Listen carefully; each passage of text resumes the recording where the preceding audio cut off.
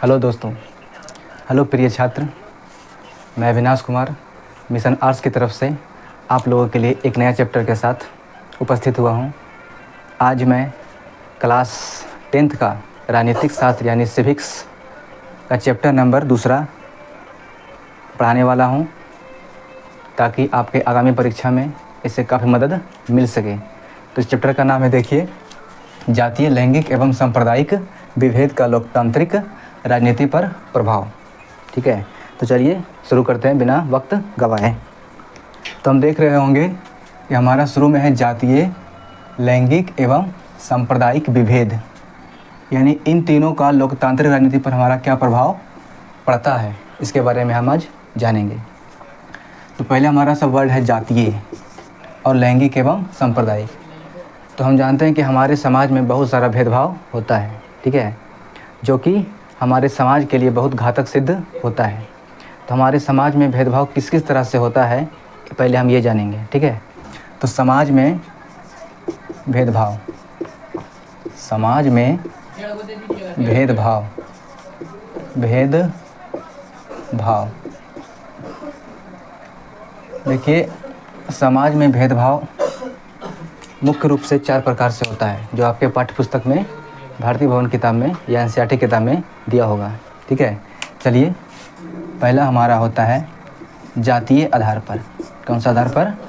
जातीय आधार पर, ठीक है।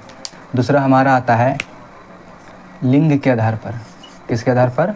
लिंग के आधार पर हम अपने समाज में भेदभाव को देखते हैं, ठीक है। इसके बाद हम देखते हैं धर्म के आधार पर। किसके आधार पर? धर्म के आधार पर भेदभाव हमको देखने को मिलता है। और हमारा चौथा आता है सांप्रदायिक के आधार पर, ठीक है, सांप्रदायिक के आधार पर। यानी इन चार प्रकारों से हमारे समाज में भेदभाव या विभेद या मतभेद होते हैं, ठीक है। चारों प्रकार को हम ध्यान से समझेंगे। हमारा शुरू में है जातीय या जाति के आधार पर या जात पात के आधार पर, ठीक है। तो हम लोग देखते होंगे अपने समाज में कि लोग अलग अलग जाति को लेकर, अपने अपने जाति को लेकर भेदभाव करते हैं, यानी आपस में मतभेद कर लेते हैं जात के आधार पर। कोई बोलता है मैं यादव हूँ, कोई बोलता है मैं कुर्मी हूँ, कोई बोलता है मैं एक कास्ट का हूँ, मैं उच्च कास्ट का हूँ, तुम निम्न कास्ट के हो। तो इस तरीके से हमारे समाज में विभेद उत्पन्न होते हैं, जो कि ये बहुत गलत है। दूसरा हमारा आता है लिंग के आधार पर। लिंग के आधार पर मतलब स्त्री या पुरुष, स्त्री और पुरुष, स्त्री और पुरुष। अभी भी हमारे समाज में स्त्री और पुरुष को लेकर भेदभाव देखने को मिलता है, क्योंकि जो स्त्री होती है उसको समाज में उतना वैल्यू नहीं मिलता है जितना कि पुरुष को मिलता है, ठीक है। आगे इस पर हम विस्तार से चर्चा करेंगे, ठीक है। फ़िलहाल आगे देखिए। इसके बाद धर्म के आधार पर।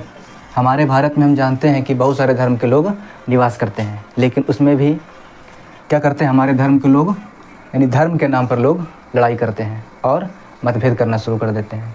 आप सुने होंगे बाबरी मस्जिद, ठीक है। तो बाबरी मस्जिद के नाम पर लोग, हिंदू मुस्लिम में क्या हुए थे, उसमें बहुत लड़ाई हो गया था, ठीक है। तो इसको हम बोलेंगे धर्म के आधार पर राजनीति करना या लड़ाई करना। तो धर्म के आधार पर हिंदू मुस्लिम सिख ईसाई में हम मतभेद देखते हैं, मिलते हैं। तो धर्म के आधार पर हम बात करें तो हिंदू, मुस्लिम, सिख हो गया एवं ईसाई। इसके बाद आपका बहुत सारा धर्म भी है, जैसे में हमारा बौद्ध धर्म एवं जैन धर्म। इसके बाद आप देखते होंगे सांप्रदायिक। क्या देखते होंगे? सांप्रदायिक। तो एक ही धर्म के अंतर्गत अलग अलग संप्रदाय के लोग रहते हैं, यानी उनका गुरु या उनका शिष्य, उनका अनुष्ठान करने का तरीका अलग हो सकता है। यानी एक ही धर्म के लोग अलग अलग संप्रदाय के लोग मानते हैं। जैसे हम बात करें जैन धर्म के लोग, कितना, जैन धर्म के हमारा 2 संप्रदाय है, एक है श्वेतांबर, एक है दिगंबर, ठीक है।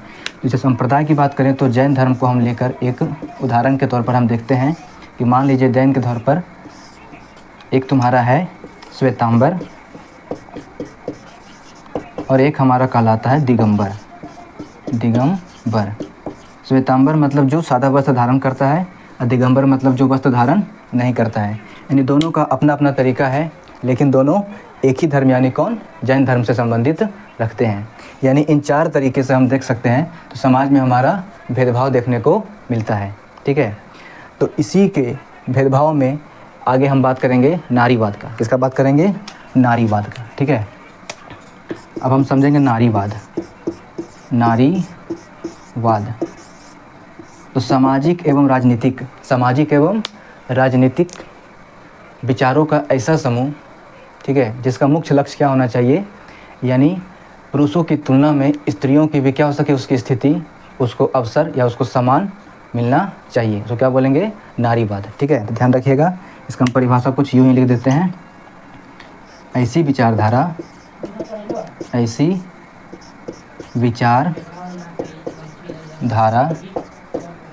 जो सामाजिक हो या राजनीतिक हो, विचारधारा सामाजिक हो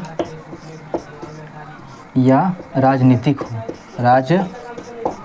हो या आर्थिक हो अथवा आर्थिक हो, जिसका मुख्य लक्ष्य क्या होना चाहिए? जिसका मुख्य लक्ष्य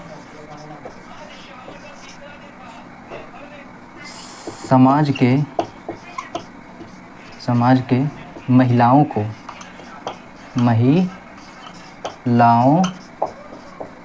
को पुरुष के तरह ही, यानी पुरुषों के तरह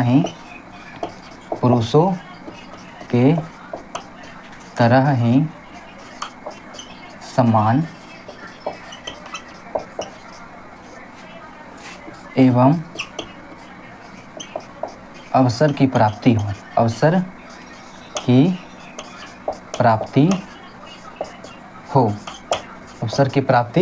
उसे क्या बोलेंगे हम लोग? नारीवाद कहते हैं। यानी एक विचारधारा है जिसमें हम क्या कर सकते हैं, यानी समाज में रह रहे हैं पुरुषों की तुलना स्त्रियों से की जाए, यानी जिस तरह हमारा पुरुष अपने काम को लेकर बिना कोई हिचक के, बिना कोई डर के, ठीक है, कर पाता है, उसी तरह स्त्रियों को भी उस अधिकार का अवसर प्रदान करना चाहिए, इनमें कोई डर की भावना ना हो। तो इस तरह की विचारधारा क्या बोलेंगे हम? नारीवाद कहते हैं। क्या उसको बोलते हैं? नारीवाद कहते हैं। अब जानें कि हमारे देश में ऐसा कौन कौन सा व्यक्ति हुए हैं जिन्होंने नारी अथवा औरतों यानी स्त्रियों को लेकर एक अहम कदम उठाया, यानी बढ़िया कदम उठाए हैं, जिसके बारे में आपको पढ़ना ज़रूरी है। इससे कभी कभी प्रश्न आ जाते हैं। ठीक है, तो ध्यान देंगे कि नारीवाद में हमारा पहला नाम आता है महात्मा गांधी का। इसके बाद आप नाम सुने होंगे डॉक्टर भीमराव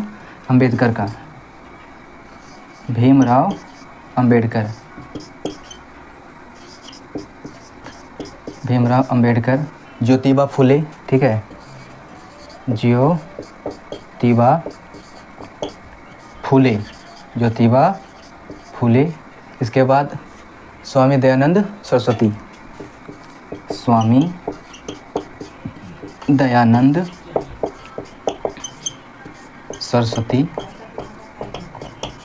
इसके बाद आप जानते होंगे राजा राम मोहन राय, ठीक है, राजा राम मोहन राय। इन लोगों ने मिलकर हमारे देश की महिलाओं के लिए, उसको बराबरी में लाने के लिए हमारे देश भारत में आवाज़ को उजागर किया। और यदि बात करें राजा राम मोहन राय का, तो इन्होंने सती प्रथा का आप नाम सुने होंगे। सती प्रथा का अंत करने में बाकी इनका काफ़ी योगदान था।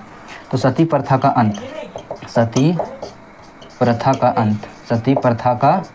अंत ये हुआ था 1829 में, 1829 ईस्वी में हुआ था, जो कि इस समय हमारा जो गवर्नर जनरल थे लॉर्ड विलियम बेंटिंक थे। ठीक है, तो राजा राम मोहन राय और साथ में कौन थे? लॉर्ड विलियम बेंटिक, ये अंग्रेज़ थे। इन्होंने क्या कहा कि भारत जैसे देशों में सती प्रथा बहुत निंदनीय है, बहुत ख़राब प्रथा है, इसको बंद करवाना चाहिए। इसीलिए राजा राम मोहन राय ने इनके साथ मिलकर 1829 में इस प्रथा का अंत कर दिया।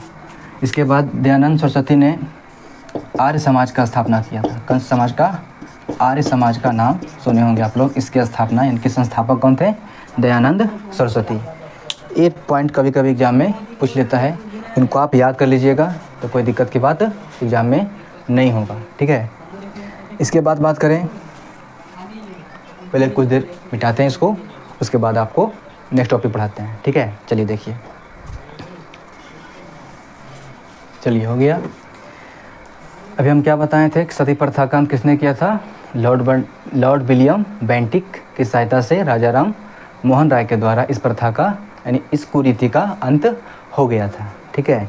अब समझेंगे कि हमारे भारत में, ठीक है, लैंगिक भेदभाव किसे कहते हैं और पहले किसे कहते हैं। अब हम समझेंगे कि लैंगिक भेदभाव किसको कहते हैं, ठीक है। चलिए, लैंगिक भेदभाव, इस चैप्टर में हमको इसी पर ज़्यादा फोकस करना है, किस पर? लैंगिक भेदभाव पर, ठीक है। तो लैंगिक भेदभाव, लैंगिक भेदभाव उसे कहते हैं यानी लिंग के आधार पर भेदभाव करना है, यानी स्त्री पुरुष के आधार पर, ठीक है। तो लिंग के आधार पर भेदभाव करना, लिंग के आधार पर भेदभाव करना ही क्या कहलाएगा? लैंगिक भेदभाव। अथवा या क्या हो सकता है इसका परिभाषा के रूप में? स्त्री एवं पुरुष के बीच जैविक अंतर को, कौन सा अंतर को? जैविक अंतर को हम क्या कहेंगे? लैंगिक भेदभाव। लैंगिक भेदभाव कहते हैं, भेदभाव कहते हैं। जब लैंगिक भेदभाव हो रहा था तब हमारे भारत में इसका कुछ परिणाम देखने को मिलता है, ठीक है। अब हम जानेंगे कि लैंगिक भेदभाव के आपका क्या क्या परिणाम हुआ, ठीक है। चलिए शुरू करते हैं। लैंगिक भेदभाव के परिणाम, लैंगिक भेदभाव के परिणाम, लैंगिक भेदभाव के परिणाम, यानी लैंगिक भेदभाव करने से क्या क्या हमको रिजल्ट के तौर पर देखने को मिलता है या क्या क्या परिणाम देखने को मिलता है, ठीक है। थोड़ा ध्यान दीजिएगा। पहला बात करेंगे हम शिक्षा के क्षेत्र में। पहला हम बात करेंगे शिक्षा के क्षेत्र में, यानी किस किस तरह से भेदभाव हुआ है या होता आ रहा है शिक्षा के क्षेत्र में। इसके बाद बात करेंगे हम लोग सेकंड पॉइंट में उच्च शिक्षा में। इसके बाद बात करेंगे तीसरा नौकरी में। इसके बाद बात करेंगे हम चौथा राजनीति में, ठीक है। इसके बाद बात करेंगे हम पांचवा लिंगानुपात। ये मोटा मोटी 4-5 पॉइंट है, यानी जो इसके लैंगिक भेदभाव के परिणाम के रूप में हमको पढ़ना है, ठीक है। चलिए शुरू करते हैं। हमारा शुरू है शिक्षा के क्षेत्र में। तो हम जानते हैं कि 2011 की जनगणना के अनुसार भारत में जनगणना हुआ था 2011 में, तो भारत में 2011 के जनगणना के अनुसार स्त्री और पुरुष के जो साक्षरता दर था वो बहुत काफ़ी इसमें अंतर पाया गया। तो साक्षरता दर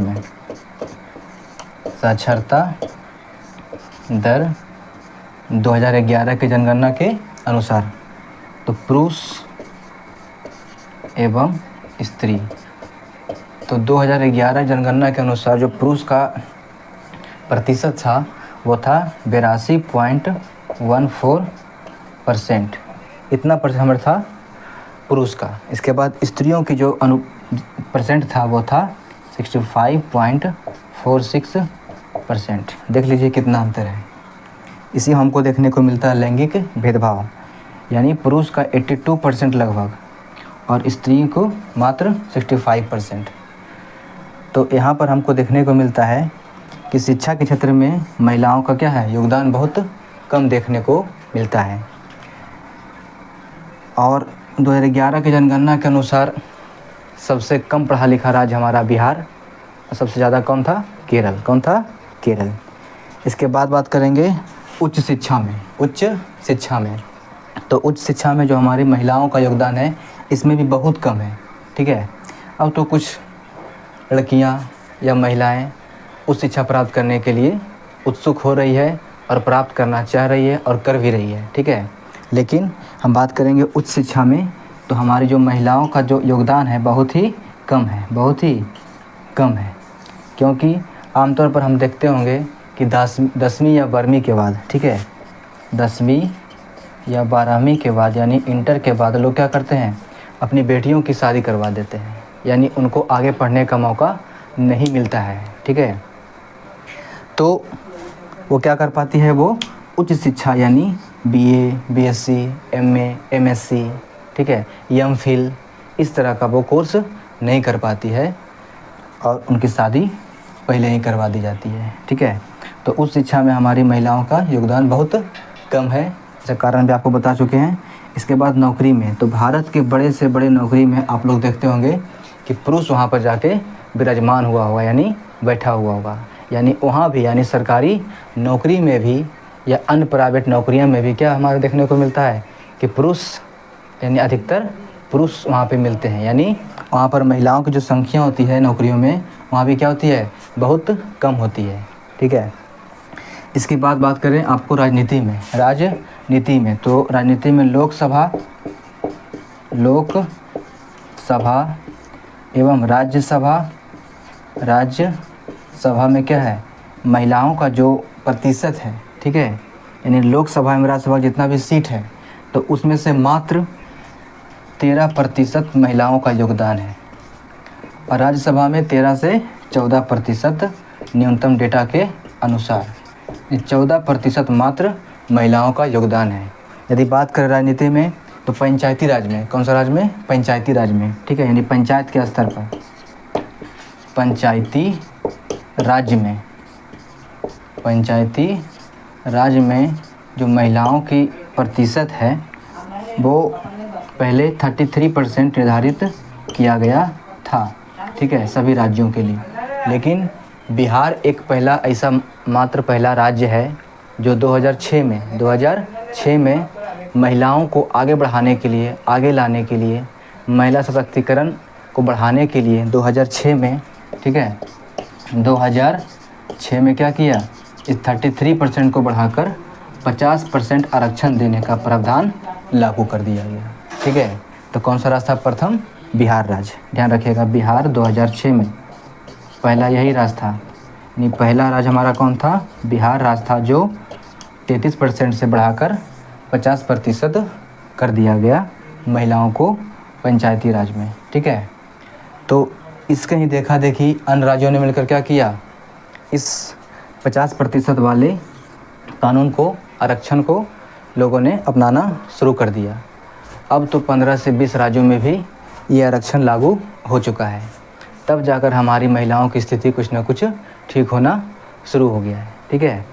तो बिहार कौन सा राज्य था, प्रथम राज्य था, जो 2006 में क्या किया, 33% से बढ़ाकर 50% महिलाओं के लिए आरक्षण को लागू किया, ठीक।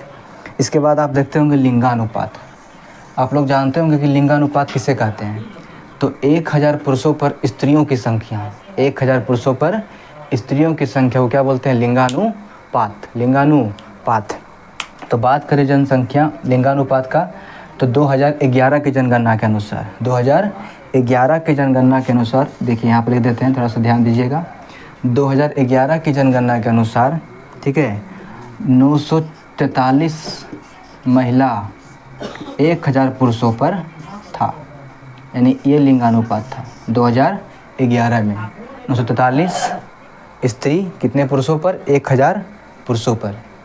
यदि आपसे बात करें कि लिंगानुपात सबसे अधिक कहाँ था और सबसे कम कहाँ था 2011 के जनगणना के अनुसार, तो सबसे अधिक की बात करेंगे तो सबसे अधिक कौन था, केरल। कौन सा राज्य, केरल। और सबसे कम लिंगानुपात वाला राज्य था हमारा हरियाणा। कौन था, हरियाणा। लेकिन जान लीजिए हरियाणा हमारे देश में खेल में नंबर 1 पे आता है, ठीक है। हरियाणा का लड़की हो या लड़का हो, ठीक है, दोनों बहुत फिट और तंदुरुस्त रहते हैं। इसीलिए हरियाणा कम लिंगानुपात होने के बावजूद भी क्या करते हैं, यहाँ की लड़कियाँ बहुत अच्छा प्रदर्शन करती है अंतर्राष्ट्रीय खेलों में या राष्ट्रीय खेलों में। किसी भी खेल में देख लीजिए हरियाणा का बच्चा यहाँ पर बहुत ज़्यादा देखने को मिलता है। लेकिन यहाँ का लिंगानुपात सबसे कम था और यहाँ पे केरल का सबसे अधिक था। तो इस तरह से हम देखते हैं कि लैंगिक भेदभाव के परिणाम में हमारा 4-5 पॉइंट देखने को मिलता है। यदि आपके एग्ज़ाम में लैंगिक भेदभाव के परिणाम के रूप में पूछें तो इस चारों पॉइंट को, 5 पॉइंट में से 4 पॉइंट भी आप डिस्क्राइब कर लेते हैं, व्याख्या कर लेते हैं, प्रत्येक पॉइंट को 2-3 लाइन में कर लेते हैं, तो मैं उम्मीद करता हूँ कि आपके अच्छे नंबर आ जाएंगे, ठीक है। तो फिर थोड़ा देख लीजिए, एक बार रिकॉल कर लेते हैं। लैंगिक भेदभाव के परिणाम में क्या क्या मिलता है हमको। शिक्षा के क्षेत्र में हमारे क्या है, महिला की योगदान बहुत कम है। पुरुष का जहाँ 82% तो हमारा महिलाओं का 65%। इसके बाद उच्च शिक्षा में हमारी महिलाओं का योगदान बहुत कम है। इसका कारण हम बता चुके हैं, 10th 12th के बाद क्या होता है, उनकी शादी करवा दी जाती है, इसके लिए वो पढ़ नहीं पाती है, ठीक है। इसके बाद नौकरी में भी हम अधिकतर पुरुषों को देखते होंगे, स्त्रियों को नहीं। इसके बाद राजनीति में हमारा क्या होता है, लोकसभा में, राज्यसभा, यहाँ तक कि पंचायती राज में भी क्या होता है, हमको स्त्रियों की संख्या, उसका योगदान, उसका परसेंट बहुत कम मापा गया है, ठीक है। इसके बाद लिंगानुपात के कारण भी क्या होता है, लैंगिक भेदभाव के परिणाम के रूप में हमको देखने को मिलता है। तो ये था आपका फर्स्ट क्लास, बाकी का क्लास नेक्स्ट वीडियो में। Thank you. और हाँ, ऑनलाइन वाले चैनल को लाइक करके सब्सक्राइब करना नहीं भूलिएगा। Thank you. चलिए, इसको आप उतारना चाहेंगे तो उतार लीजिए बढ़िया से, इसका स्क्रीनशॉट लेना चाहेंगे तो